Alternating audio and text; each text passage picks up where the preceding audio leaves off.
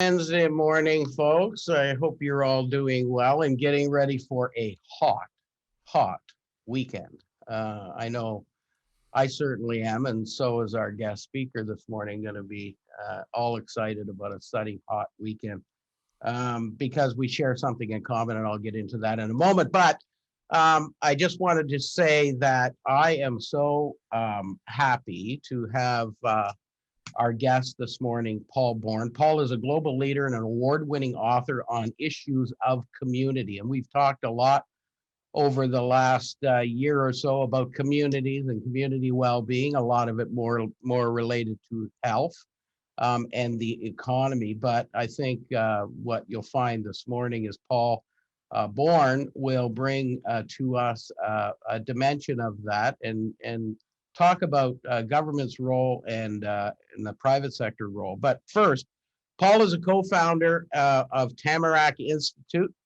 30,000 member learning community, and founder and director of Vibrant Communities, a collective impact movement including cities reducing poverty, cities deepening community, that is now active in, listen to this, in over 400 cities.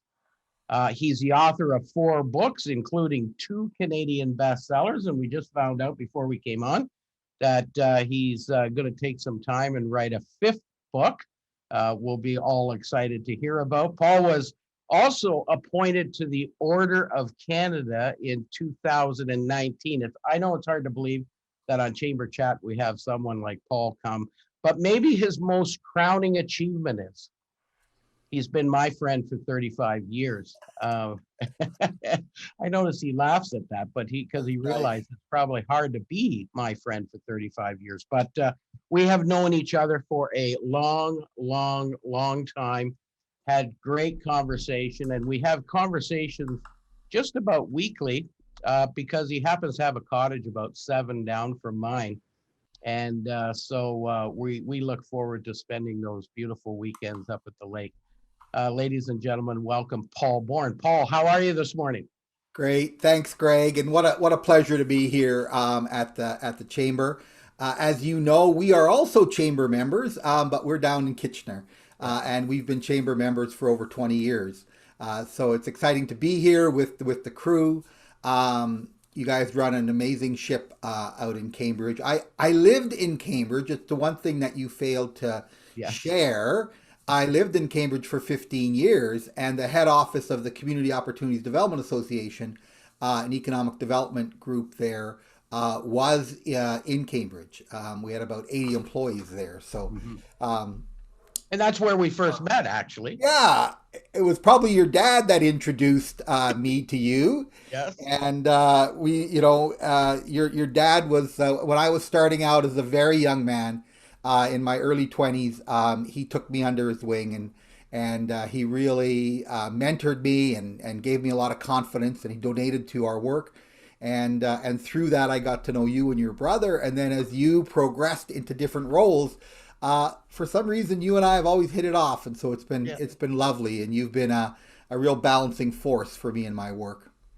Well, you and I have had a lot of discussions, and I think to some degree, I look back on it now in some of those conversations that we've had around, businesses' role in the community and reducing poverty and all of those things. And at some periods in our conversation, we kind of, seem to be at polar opposite viewpoints in some regards. But I think, the more I start to think about it, I think the reality of it was we were certainly fighting for exactly the same goal. Yeah. And I think it takes oftentimes, I know from my work in the community, but also my work with the chamber, that it does take a tremendous amount of input from varying degrees of individuals, whether they are hard right or hard left, to come up with great solutions that change communities.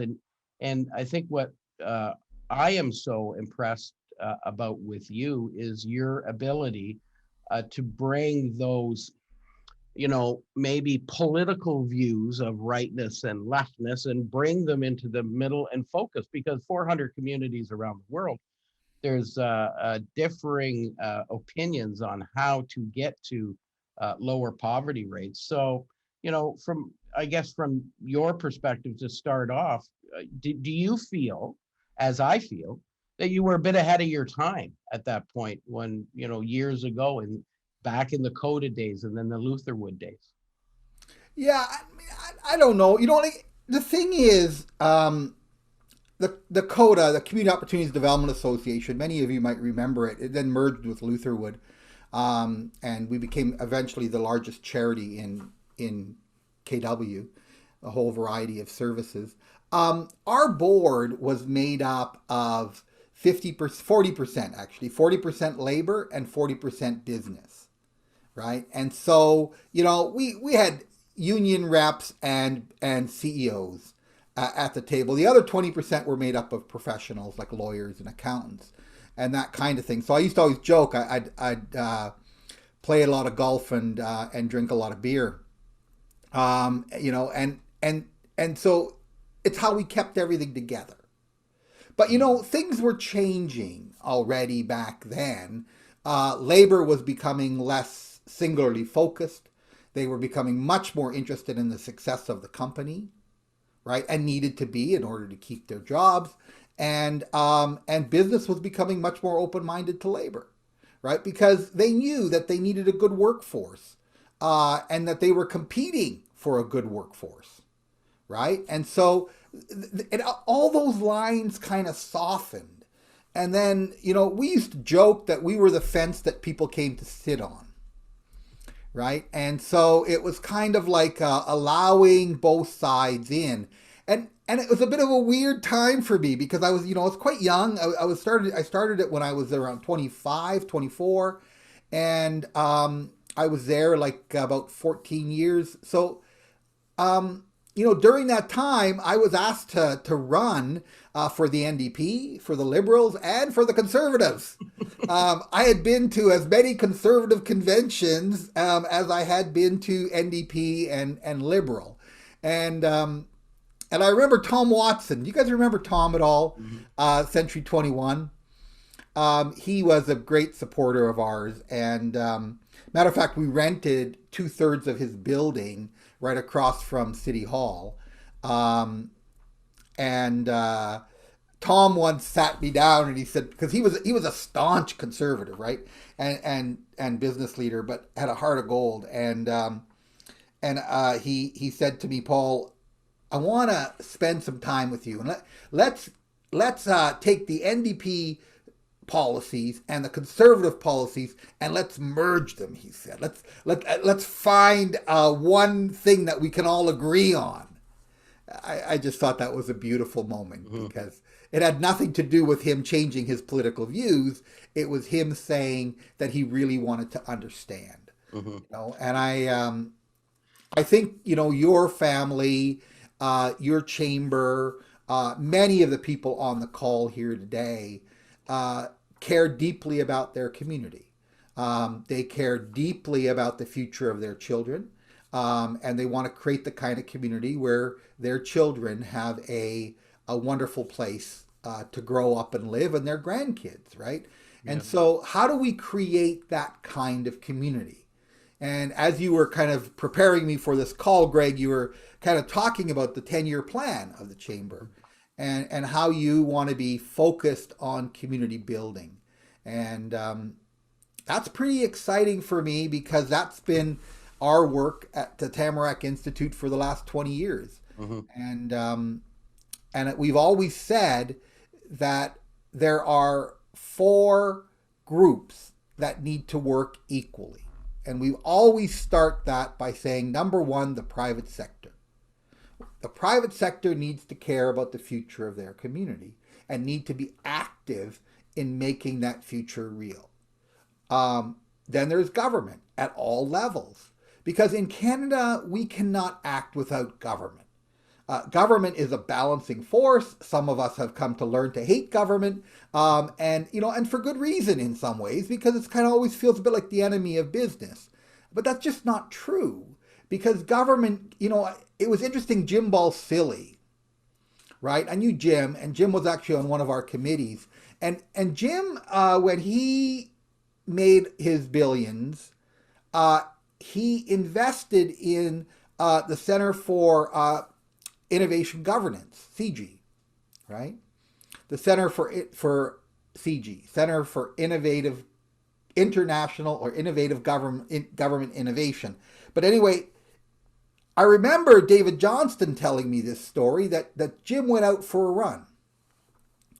And it was snowing, and he didn't come back for a long time. And of course, you know how David Johnston can draw out a story. And they were going to put a search party together, and they were going to look for him. And he came in, and there was a foot of snow on him. And he said, "I got it. I know what I want to invest in to make the communities better." And he said, "It's good governance." Because he said, when I think anywhere in the world, business cannot operate in chaos. Business cannot operate when there's not stability. Business cannot operate successfully when there's a ton of poverty, right? So what we need to do is invest in good government, right? Or governance. Because governance is normally, it's kind of like they call it the three-legged stool. It's the private sector, the public sector, right? And then what they call civil society or the not-for-profit sector, the charitable sector. And those three are always, called the three-legged stool. I would say that with social media and the change of society, we've added a fourth leg to the stool, and that is like citizens or people, because people aren't always represented by those institutions. They're an independent force that need to be also brought into play here, right? And that relates to public opinion, and that relates to essentially what we call social movements. You Uh, know, Paul, a few months ago, actually, I'm not sure. I think it might have been somewhere in February. We had on Chamber Chat. We had Scott Higgins, and you probably know Scott Higgins. He's the CEO of HIP Developments, doing some remarkable investments in redevelopment of downtown cores and all over the province of Ontario, actually. And he's a they're young beautiful guy, buildings. and certainly, my understanding is pretty conservative at heart. He's a business person that wants to profit from his investments, which is not unusual for anybody, regardless of their political stripe. They've got to profit from their investments. But what was interesting was Scott talking about place building from a development perspective, and that it's really a call of his that what business needs to consider is being um, um, having a view of social capitalism as opposed to traditional capitalism. So saying, how do we build profit and build our communities up, but at the same time, creating an environment where people are cared for, people are taken care of, people have opportunities to prosper, and where the wealth of investment from business can generate prosperity from one corner of the community to the other corner of the community. Do you think that it's, and Scott's a lot younger than you or I, Paul, but do you think that it's now that's the entrepreneur today is looking, I don't want to invest in a community that has a ton of poverty, that has a ton of problems. I want to invest in communities that are forward thinking and looking at how do we make our community safer, better, and more caring. Yeah. I mean, I think profit is a good thing, huh? And we need to encourage it. It's part of what I consider to be good governance. We need people to be motivated, and we need new things to start. We need people to take risks, and so forth. But unregulated profit results in monopolies, and monopolies are not business. They're they're I I kind of liken them a little bit to criminal activity, legal criminal activity, and it really shuts down a community. So again, how do we regulate all of this? Um, the other thing is that we are competitive by region. All around the world, this is the case. Um, and I mean, in Italy, this kind of thinking is 400 or 500 years old. Why, Parmesan cheese is a region. You know, um, your champagne is a region, right? And these are not just names of things. These are highly regulated and restricted places that can name themselves based on the quality of a product that then become desirable and many people then benefit from it. So it's kind of a regional activity, right? I don't know what we might want to call ourselves. We're certainly the region of Waterloo. We are the Golden Triangle, and we rely on one another. And we are competing for the most difficult resource to compete for, and that is people. We need talent, and we need talent at all levels, right? And our businesses will succeed because we have talent. And it used to be that you could pay a lot and people would come. Well, now everybody pays a lot for those same people. And, they're not going to come unless there's a quality of life there. And, our young tech people, they don't like walking down the streets and seeing homeless people. We may have gotten used to it, but it's not, it doesn't feel like there's good quality of life in that community. They don't like to see drive through neighborhoods and see people struggling. They don't want to hear about, the situations where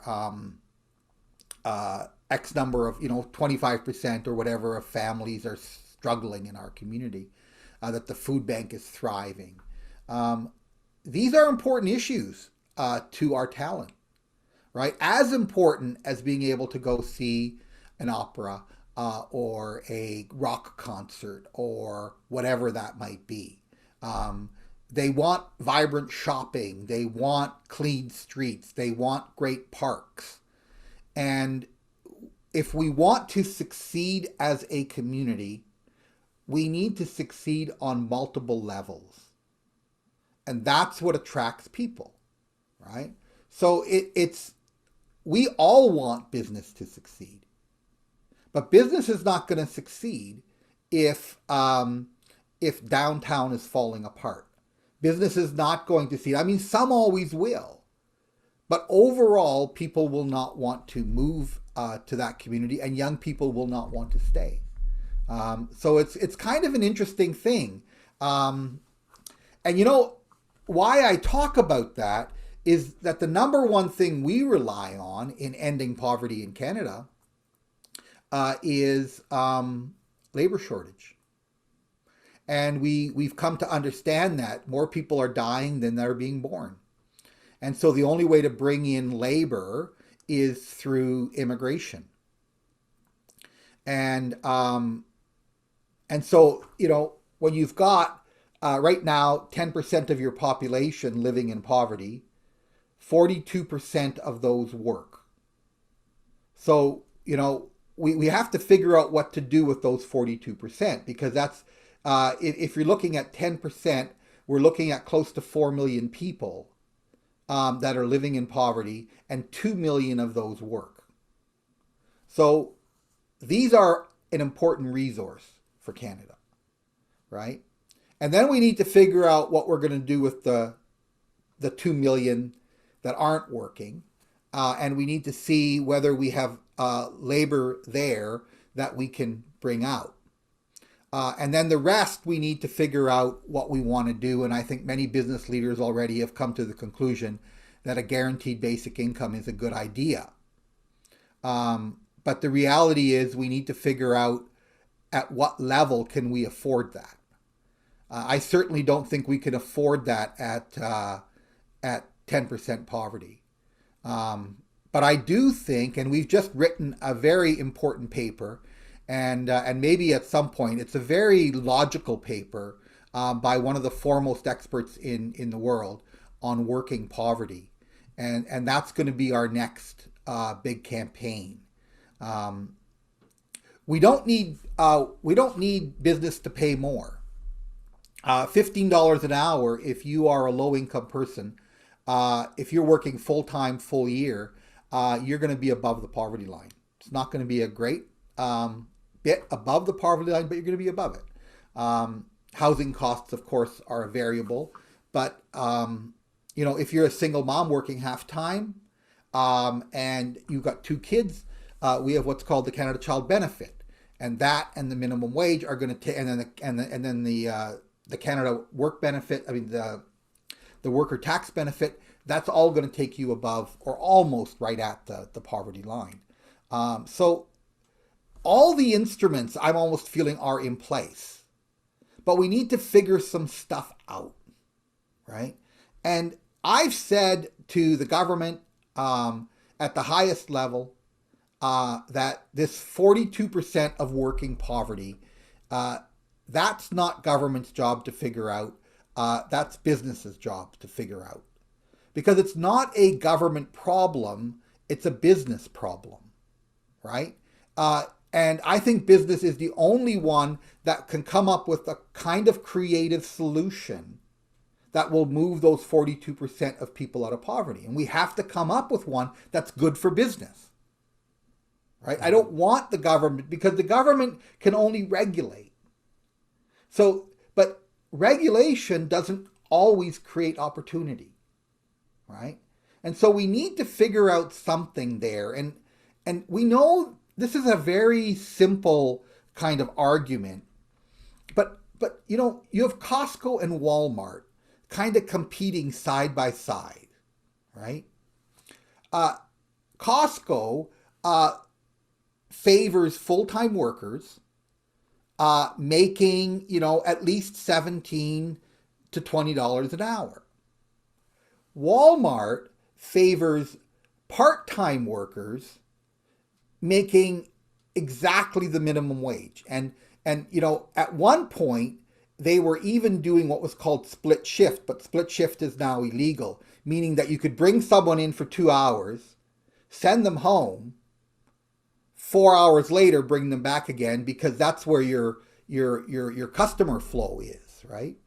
Now, when you bring them in for 2 hours, you got to bring them in for a minimum of 4. And that was just because the bus fare took away half your wages if you were coming in for 2 hours, right?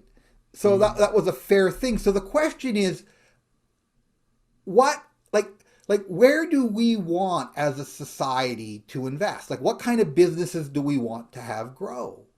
And I'm not against Walmart. I think they're a great business, and I think that they are learning, because Walmart has now declared a minimum $15 minimum wage in America, where you can sometimes pay people $5 or $6 an hour, right? And I think they're really starting to look at this full-time worker thing, right? But all I'm saying is that they're at one level. I'm calling on business to solve the working poverty problem. And yeah, we got some lazy people. Don't get me wrong. I'm not just sitting here trying to be like a Pollyanna and we just it's a big welfare system. But the vast majority, 90% of those people who are working poor are not taking advantage of the system. They're like you and me. They're working their butts off and they just can't get ahead. Maybe they didn't finish grade 12 or whatever. So, on that level, I think the Chamber is extremely important voice.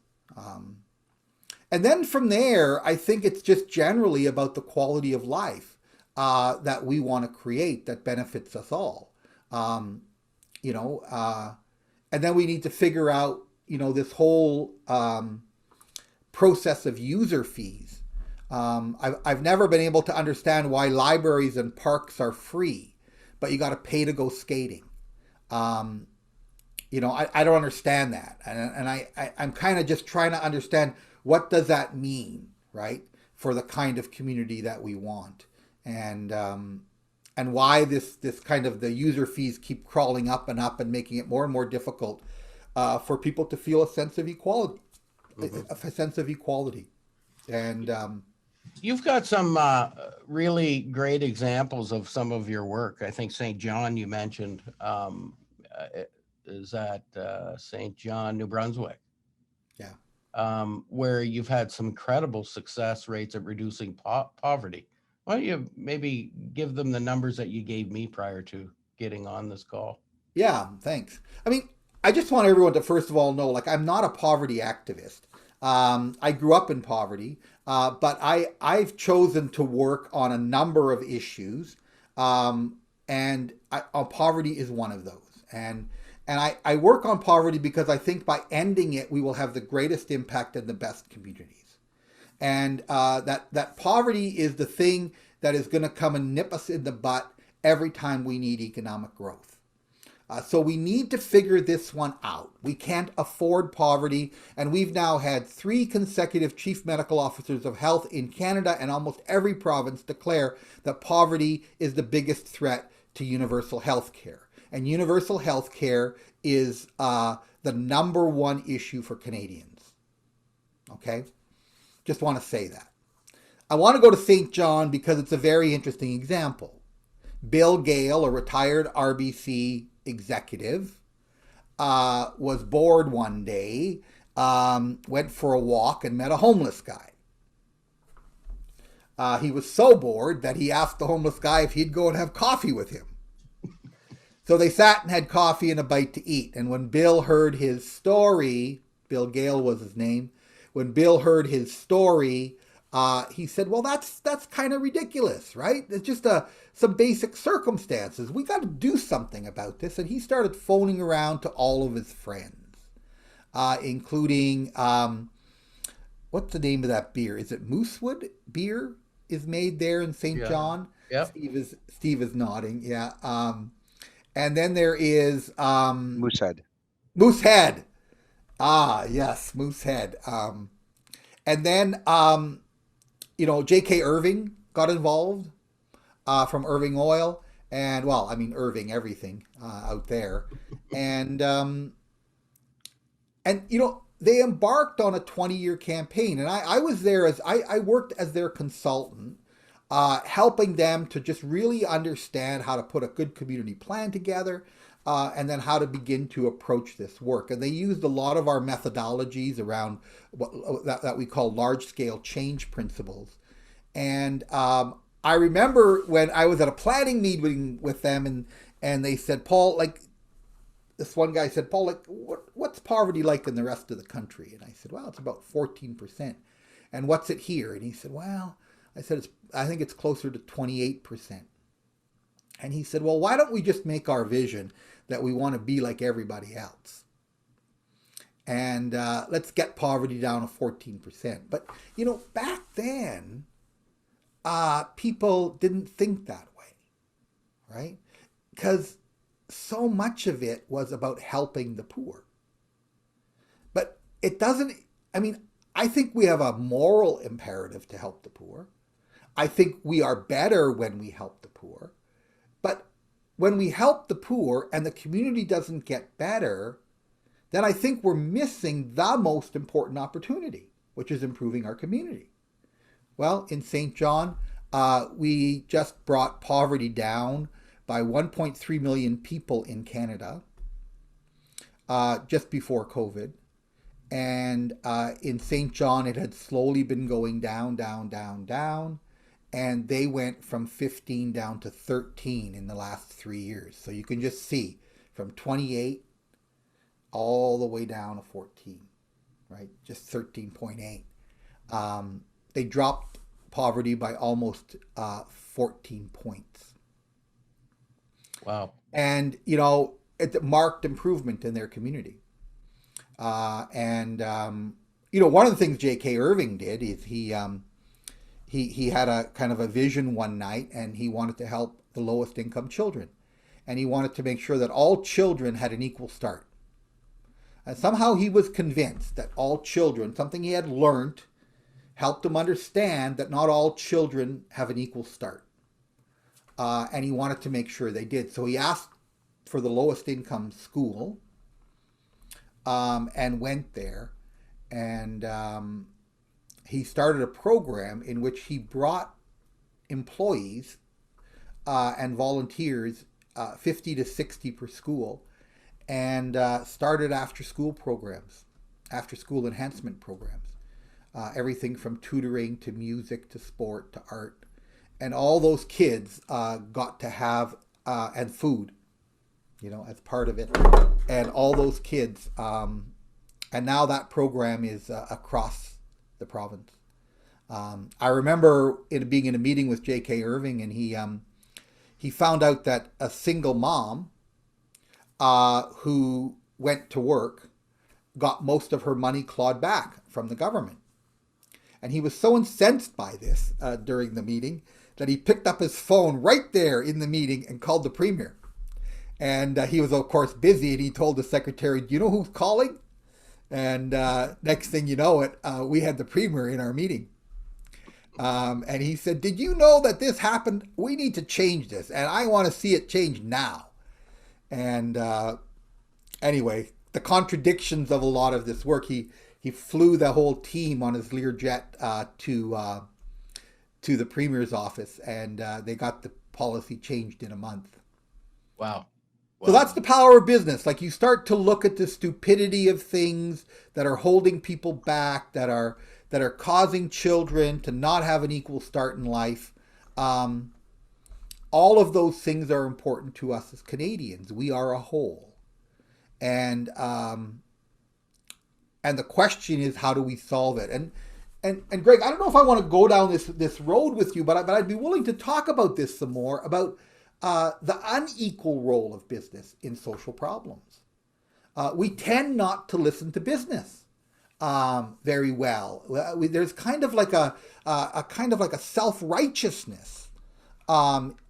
Maybe that's too hard of a statement, in the not-for-profit sector and even in government, that we always think business is self-serving and only looks out for its interest, and the only interests of business is profit.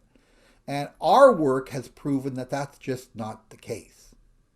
That inevitably, those boards that have solid business leaders on them are more successful, right?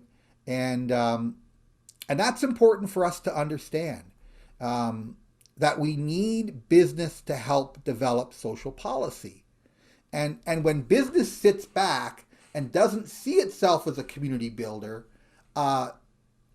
it's not going to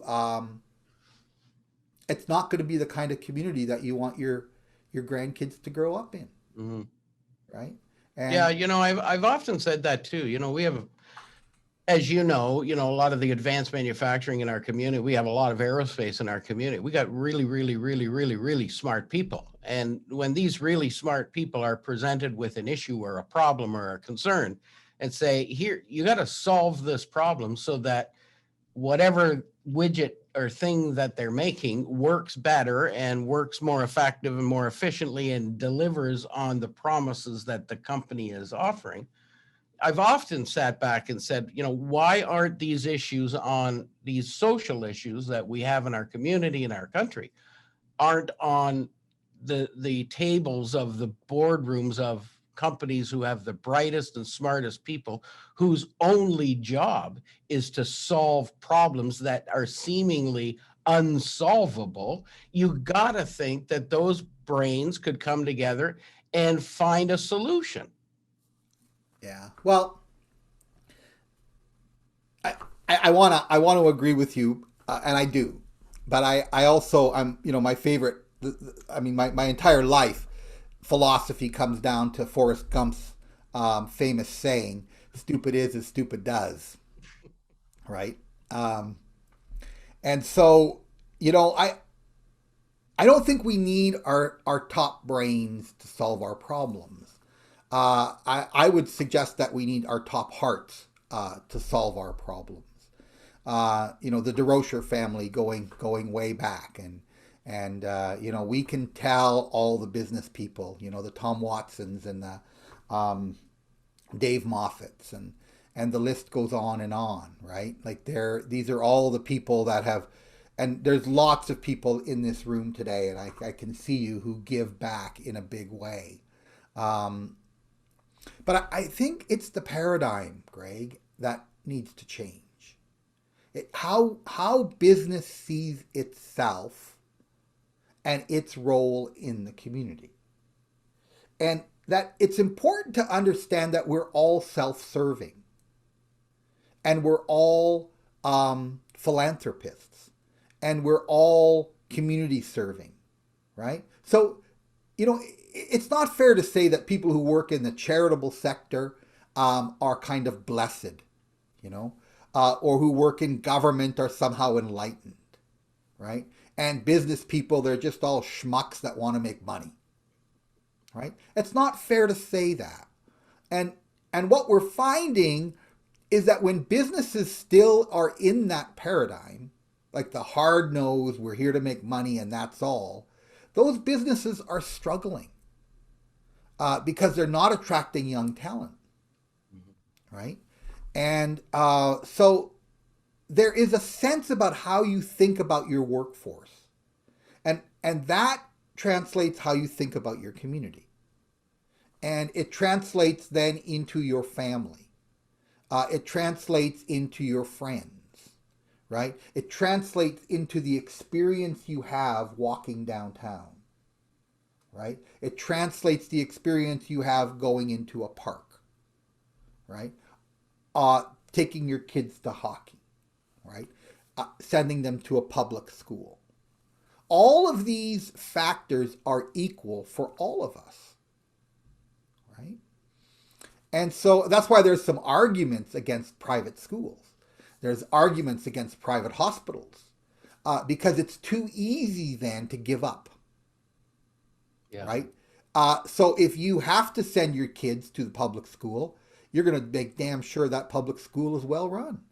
Yep. Right? Well, if you have to go to the public hospital, you're going to make damn sure that that hospital is well run. And if you have extra money, you invest in those things to occur. If you have extra time, you invest your time and your energy, right? But that's the world we need to create. And with the chamber seeing itself as a community builder, you have an important opportunity, right? To change the way that business thinks about its role in society. And everybody wants you to make a profit, because if you don't make profits, you can't pay wages, right? Nobody wants you to make obscene profits, right? That's the thing of the past as well, right? Unjust profits, as they might call them. So there's always that balancing thing that's going on. And you're constantly seeing people work at that. And I would say that, yeah, I just think it's an incredible opportunity to not only do good, to not only have a stronger place in society and in community, but you're literally changing the way business thinks about its role, and what its obligation is, and that its success is based on the success of a great community. And that's no different for me. I happen to work in the academic charitable sector, but my kids got to succeed in school. I need the University of Waterloo to be excellent, right? I need Renison Middle School to be excellent, right? I need those schools to be excellent. I need to go to the hospital and they need to save my life, right? Just like you, right? So we all have the same vested interest. And I'm really excited to see what that means. And what does it mean to people living in Cambridge? I mean, Cambridge in itself, it's not like you're in this place that has like a total uphill battle. It's a friggin' amazing community. And even the sense that it's got Preston Galt and Haspler, right? And then Highway 24, you've got these nodes huh, Mhm. of activity, and each node is an opportunity in itself, right? And the four nodes working in tandem is this beautiful kind of synergy that you've got going for it, and you've got world class businesses and some of the smartest people around. Not only those engineers, and I don't want to downplay those engineers that you love, Greg, but you know, like there's a lot of street smarts there, and a lot of hardworking people that that have come out of industries. They grew up where their parents were working on the shop floor, and in tough businesses, right? So there's a kind of a was it Lee Iacocca who once said, "Send me a southern farmer boy, and I'll show you a great worker every time," right? Well, I think if you sort of think about that history in Cambridge, we got people who work damn hard, and they've got a really strong example of families that struggled and worked hard, and now are in other businesses and other industries and Yeah. probably doing much better for themselves, Got a right? question in the chat. It was, Just is one what, last thing, yeah, Greg. sure. The only thing that's going to make Cambridge really like even better than it is, right? If Greg DeRocher ran for mayor, but I've been asking him to do that for 25 years, and I got nothing against your mayors, but I just think Greg DeRocher is probably the best out there. So Uh, it's, that's a long and never going to be answered question. But so Mike Black asked, is poverty inherent? Mike, are you? Can you come? Can you go off mute and just ask me just tell me what you mean by inherent? Just what's your thought about that? Is it passed from generation to generation type thing? Do from household to the son to the daughter to the grandchildren type thing? Yeah, I mean, Mike, some is right. The vast majority is not right. The vast majority of poverty is like you got to remember if 42% of everybody that's poor is working, they're pretty motivated, right? It's Most of the others have some form of illness, and there's a very small percentage that it's kind of lifelong. Um, we have a pretty great social system, right? That we don't just let people sit on their asses and do nothing. It might look like we do, and there's some people that get away with that. Um, but mostly we've worked really hard to break that down. Um, Obviously, Aboriginal poverty is a whole nother ball game, and that's another big uphill battle that needs to be won because uh, Aboriginal young people that I've worked with are just like incredibly smart. I mean, I'm not saying just young people. Of course, there are so many, and there's a real opportunity there for the labor force. But the whole reconciliation question is a whole nother thing. But Mike, I don't think we need to worry about that one so much. It's mostly people who are ill that are going to be our long-term poverty. Addictions, mental health is a big, big problem. Um, and we're talking maybe about 5% of the population, 2 million people. Um, yeah, Wow. we need to think about that. Yeah, yeah.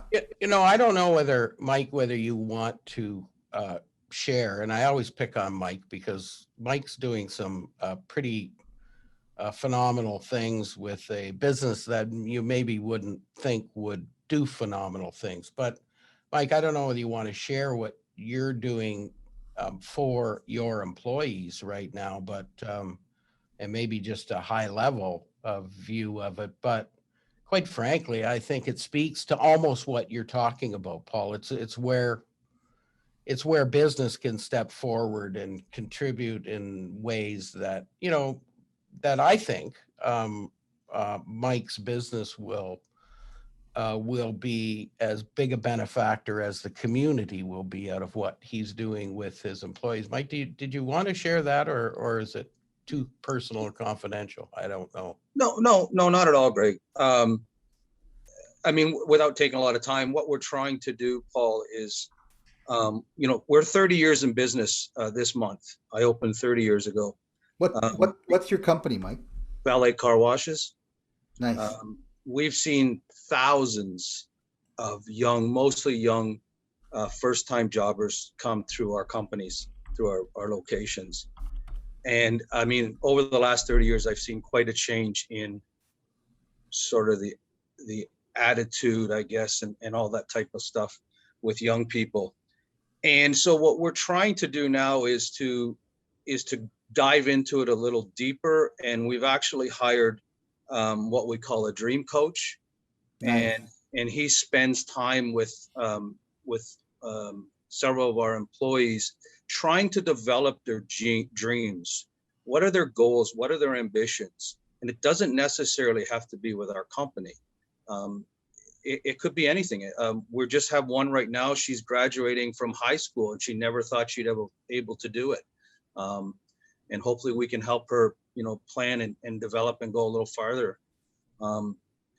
So it's a neat initiative that we've started, and I hope it really grows into something that helps the entire community. And the idea is that if we take an interest in our employees, they'll take a better interest in our business and our communities. It's lovely. That's great. I mean, that's really the kind of thing, these are the kind of solutions that are going to end working poverty. It's really, these are the kind of ideas that we need to bring in, and I think it's kind of like looking at best practices. I remember, Mike, because it kind of reminds me, like we when we ran our first campaign, like we're now in 400 cities, but when we ran our first campaign, it was out of Cambridge. And the Cambridge Chamber was involved back then. And we ran about 50 different programs. And one of them was with the United Way that worked with the Chamber. And we went to all the businesses that were United Way givers. Back then, it was a really popular thing to do. And we asked them each to move one family out of poverty.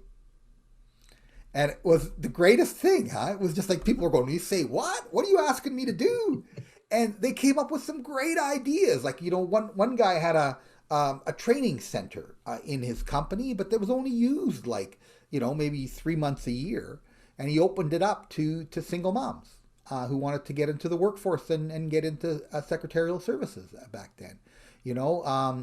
Others would do things like you're talking about, Mike, like these kind of visionary things where, because what you're doing is you're saying to your young people, okay, I know that you might be here part-time, you might not be, whatever, but whatever it is, we want you to grow in the company. And more importantly, we want you to grow. Right. And if you ever leave here, we want you to be a customer when you do.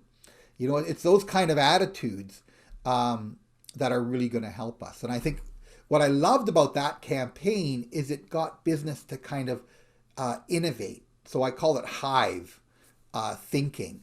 And I grew up like that. I grew up as a refugee, a Mennonite in the Fraser Valley. And, we had all just had the shit kicked out of us. Both my grandfathers were executed by Stalin. And so we just had to hunker down and heal. But we learned a lot from each other. So, my dad was working in a feed mill, and all of a sudden one of his friends started raising chickens. The next thing you knew it, everyone in the church had about 12,000 chickens, right? Like we all just kept growing it because none of us knew anything about chickens, but we all just talked to each other. Like they made us go to church so many friggin' times a week that we had to talk about something. And then, next person planted an acre of raspberries. Suddenly we have 50 acres of raspberries and we're doing 250 ton of raspberries a year, and we just learn and talk to each other. And the whole church, started doing well, especially when someone taught us how to build houses, and then we started doing real estate. And, but you know what I mean? It's that hive mentality. And I think, Greg, that's what's so unique here about the Cambridge Chamber, and that your vision of community building is that it creates a hive mentality, right? And when you start thinking about, the communities of Champaign, and you start thinking of the communities of Parmesan, and you start thinking about all these different places, that's what happens to make them successful. And this hive mentality is where we talk to one another, we have open dialogue, we're not adversarial, we're trying to come up with solutions. And so it's not only the chamber coming up with better ideas for business, it's about the chamber saying we are not going to be adversarial. And we're asking you not to be adversarial, government. And we're asking you, not-for-profit sector, not to be adversarial. We are all in this together, right? And all of our minds have to create these solutions. And we call those whole system responses. And, if you want to know what my book's about, in a much more lay term, it's going to be a much friendlier book, a much more popular book. But it's exactly about that. How do we create systemic responses so that we can get true population level change and outcomes? I think what's really interesting in our friendship for so many years has been your keen a connection to business and making, and I know for 35 years, Paul, you've been talking about business being part of the solution, or being the drivers of the solution, really, because that's really the way things, we all live under corporate profitability. Taxes can't be paid and governments won't have money unless businesses are making a profit and paying taxes into the government. We wouldn't have paychecks if businesses aren't making money, and then we subsequently pay taxes. And our gifts of philanthropy to not-for-profits wouldn't happen if those same things didn't happen. So, the foundation of these problems that we have in society, in the community, the ability for us to create caring, safe, and livable communities, it really almost comes onto the shoulders of business, and that they need to be not just seen to be part of the solution. They need to be invited in to be the solution. They need to be brought in by everyone and said, and I think one of your interesting comments to me at one point is, why do we need business to help us with this problem? Because in reality, it's probably only business that's going to lead us to the promised land when it comes to eliminating poverty and creating communities and making our communities a great place to live, work, and play. Right. And I think what you're saying has a lot of merit. It's a business mentality. And I know that when you say business, you mean business people, because it's, that's the difference, right? The form of organizing is just a form. I mean, Tamarack Institute, we run two companies. We have a consulting company and we have a training company. And we just finished a 10-year analysis and then a 10-year plan forward. 64% of all of our revenues came from those two companies. And they fund all of our social policy work, all of our research and everything else. About 32% was from donors, and we only got 4% from government. So that's probably, I know that business doesn't get the donor side, but when we run as a charity, I don't see it any different, right? I don't see that I gotta have my own stream of revenue. And these businesses are very profitable, and we've built up a multi-million-dollar reserve fund out of them so that we're going to be around for the long term. But I think that way, right? The way that business organizes and the thinking systems of business are really important in bringing into the social sphere. It's really important bringing them into government.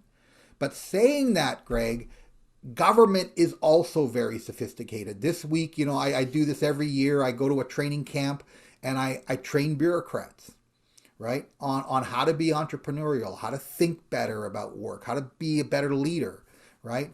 And, the voluntary sector, we're not the only one that operates with this kind of take care of yourself type of mentality. What we need to do is not just that business is in the lead, it's that business has to learn to be a partner, right? And we need to find the best everywhere. And when we don't have the best, we have to make them the best. And so as a community, we are literally rising together.